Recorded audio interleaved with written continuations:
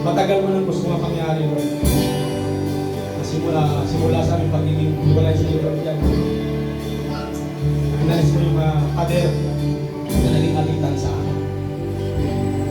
Lord, sa umagang ito, nawaya patuloy namin maranasan mga pangyarihan yung pagkakaisa, Lord, yan sa loob ng Iglesia, Panginoon.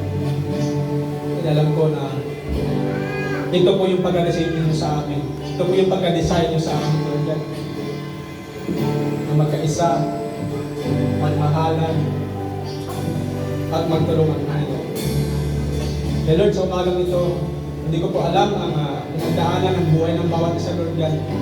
Ikaw isang hindi nakakaalam sa kanila ng mga puso, Panginoon. Patuloy ko pong nilalapit sa inyo, Lord. Nakuha naman yung mga pader, pride, Panginoon, na na mayroon pa kami sa aming mga puso, Lord, hanggang ngayon.